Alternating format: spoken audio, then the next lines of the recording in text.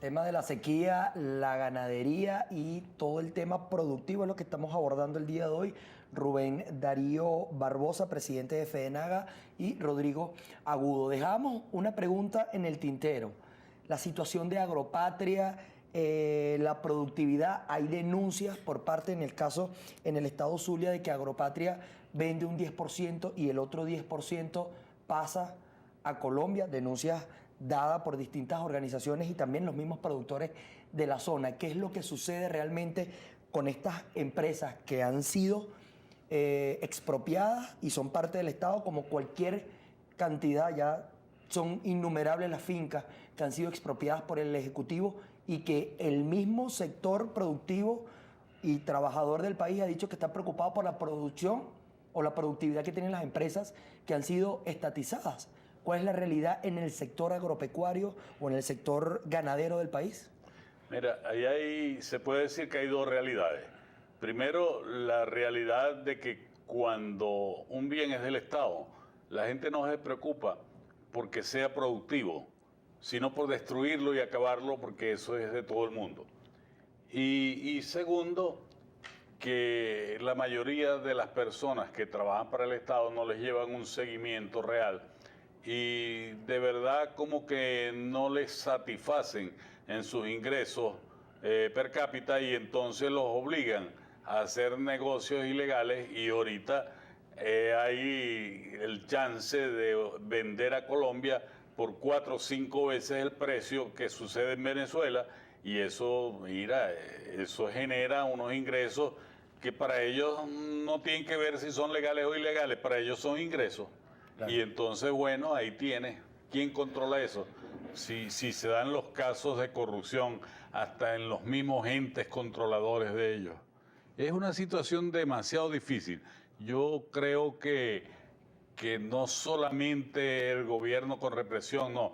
Tiene que haber una participación de todos los sectores y que el gobierno tome en cuenta realmente a los sectores productivos, que son los que de verdad les pueden indicar qué se puede o qué se debe hacer, porque somos los más indicados, porque somos los que usamos todos esos productos para generar riqueza y generar alimentos. El tema de la asignación de divisas, que ha estado también en el tapete, ¿en qué medida ha afectado a FEDENAGA? En empresas que necesitan traer materia prima para el cultivo del ganado, para la alimentación del mismo ganado.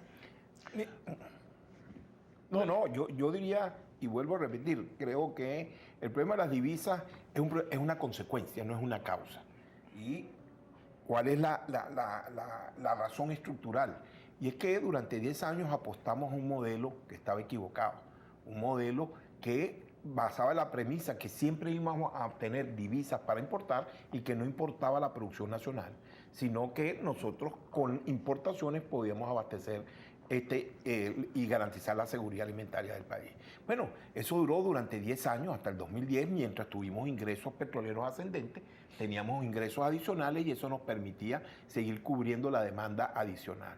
A partir del 2010, durante 3 años, nos endeudamos, multiplicamos la deuda por 4 y llegó un momento en que ya no teníamos ingresos adicionales y no teníamos deuda y empezó a limitarse las divisas. Y las divisas, al limitarse, y un modelo que fue fortaleciendo el abastecimiento en base a importaciones, olvidándose o atropellando a la producción nacional, de la noche a la mañana te encuentras, no tengo producción nacional suficiente y no tengo divisas para importar, y eso es lo que está viviendo todo el venezolano. Por eso creo que estructuralmente, ¿cuál es el problema? Ese problema se va a solucionar muy sencillamente de una forma, cuando cambiemos el modelo. Cuando, como lo decíamos al principio, el Estado regrese a hacer lo que debe hacer, que es darle apoyo a la producción, al productor nacional, y apoya a un productor nacional privado que haga lo que sabe hacer, que generar empleo, etc. Tú hablabas al principio de la soberanía, y tanto que hemos hablado de la soberanía. Bueno, ¿qué es lo que nos está sucediendo? Nosotros perdimos soberanía nacional, soberanía alimentaria. ¿Qué podemos entender por soberanía alimentaria? Bueno, la autarquía no existe, no es que nosotros podemos producir todo, pero yo entiendo que un país se acerca a la soberanía alimentaria cuando las importaciones que necesita el país, porque no puedes producir, por ejemplo, trigo, que tú no lo puedes producir, tienes que importarlo. Por las condiciones de la tierra, por la lo puedas financiar con exportaciones alimentarias como arroz, plátanos, frutales. O sea, cuando mis exportaciones me generan las divisas para poder importar lo que yo necesito importar, yo tengo soberanía. Pero ¿qué es lo que ha pasado en estos 10 años? En el año 1990, el 40% de las importaciones eran financiadas por exportaciones agroalimentarias. Exportábamos plátano, exportábamos arroz, nos autoabastecíamos en carne, exportábamos frutales tropicales, nos autoabastecíamos en maíz amarillo, en alguna manera. Hoy, solo el 0.5% de las importaciones son financiadas por las exportaciones. Solo exportamos ron. No exportamos plátano, pero hoy tenemos una producción insuficiente de plátano. Exportamos arroz, hoy importamos arroz. Nos autoabastecíamos de maíz amarillo, blanco para la arepa, hoy importamos maíz blanco para la arepa. Importábamos un 30-40% de maíz amarillo para la cadena de pollos y cerdos, hoy importamos el 80% del maíz amarillo. Nos autoabastecíamos en carne, hoy importamos carne. Y importamos un 30% de los lácteos y hoy importamos el 60%. Señor Rodríguez, perdimos la soberanía alimentaria. ¿qué cree que pasa? Porque los productores, mire, tuve igualmente la oportunidad de visitar también a los productores de los Andes, en Trujillo. También con el tema de Agropatria les preocupaba porque las tiendas se mantenían cerradas, no les estaban proporcionando los materiales que necesitaban, los materiales químicos que necesitaban para sus agriculturas, para sus cultivos. Y ellos, se notaban un poco ya hasta desanimados, ya resignados de tanto hacer peticiones, de hacer llamados. Hasta el propio ministro de Agricultura y Tierra, Iván Gil, que también dirigía Agropatria, sabe esa realidad. ¿Por qué todavía a los productores venezolanos no se les ha tomado en cuenta en este tema? No se les ha hecho las advertencias y los llamados que ellos han hecho no se les ha tomado en cuenta. ¿Qué cree que pasa? Eso es lógico contestarlo.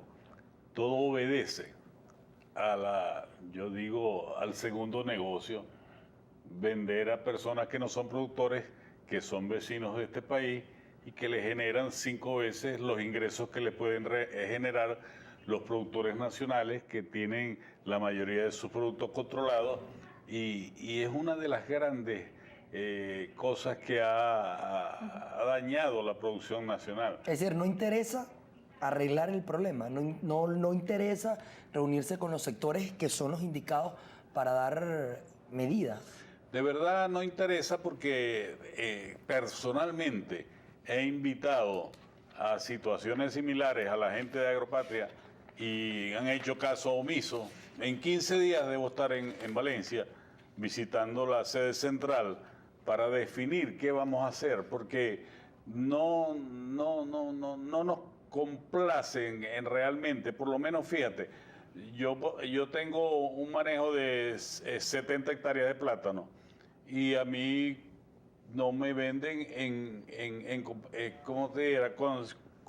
Coincidiendo o calculando para 70 hectáreas de plátano. No, uno más del montón, como si yo tuviera 7 hectáreas de plátano. Entonces, no se puede así. Entonces tienes que ir al segundo mercado, que es al mercado especulador, a pagar 10 veces lo que puedes comprar aquí por 1/10 de lo que compras allá. Entonces, la situación, todo se ha vuelto mercantil, todo se ha vuelto especulación, todo, porque el Estado no tiene control de nada. Un control aparente, un control que querrá que crean que controla, pero no, lo que controla es el negocio que pueden hacer un grupo de personas que laboran ahí y que hacen un enriquecimiento ilícito a base de eso. Las consecuencias de todo esto recaen en el consumidor final. En el consumidor final, que el sentido de esto sería beneficiarnos a nosotros de alguna manera para que podamos presentar un producto económico. Pero ¿cómo lo vamos a hacer si nos están llevando a la ruina con ese estilo?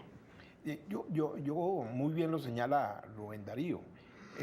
Yo creo que el problema es muy sencillo. Mientras un Estado trata de intervenir más, y eso es como un cuero seco, ¿no? Entonces trato de intervenir más, poner más reglas, etcétera, se generan más distorsiones. Entonces hago más reglas para corregir las distorsiones y entonces se generan otro tipo de distorsiones. Y llega un momento, una situación que es incontrolable. Y eso es un poco lo que señala Rubén Darío como productor. Hoy el Estado está en tantos lados que no está en ningún lado. tú tienes que pedir permiso para cualquier cosa y a la hora de la verdad no se puede hacer nada, porque cuando vas por un lado se vence por otro lado, tienes que pedir permiso aquí, después lo vas a meter acá, entonces se venció y no puedes. Y entonces es tanta burocracia, tanto control, tanta intervención que a la hora de la verdad no se interviene en nada. Y el perjudicado, muy bien lo decían ustedes, es el consumidor. Mire, la escasez que vive Venezuela se soluciona de una sola forma: existiendo abundancia de oferta. Mientras siga un Estado creyendo que yo puedo intervenir y que yo puedo decir que tú vas a consumir nada más que 2 kilitos de esto y 3 kilitos de esto, y al productor nada más le puedo dar 4 galones de este insectificante y le puedo dar 5 kilos de este abono, etcétera, etcétera, porque tú tienes que producir, porque yo decido. ¿Y quién es el Estado para decidir qué es lo que debe hacer o no debe hacer o lo que debe consumir la sociedad? Cuando yo tenga abundancia de oferta, cuando el productor vaya y pueda conseguir 4 marcas distintas de agroquímicos y escoja la que le guste, o 4 o 7 marcas de abono y escoge, o cuando el consumidor vaya y vea 7 marcas de litros de leche y escoge el que le guste, o de la forma, si descremada o no descremada, y no que tengo que hacer una cola para ver la que haya y me llevo la que haya. Cuando haya abundancia de oferta, se acabará la escasez. Y la abundancia de oferta se consigue cuando todo el mundo haga lo que tiene que hacer. Bien. El que debe hacer el Estado, apoyar una producción, y el productor producir. Ya tenemos que culminar este negro. Agradecemos, por supuesto, al señor Rodrigo Agudo, asesor de Fedenagas, y también al señor Rubén Darío Barbosa, presidente de Fedenaga. Nosotros...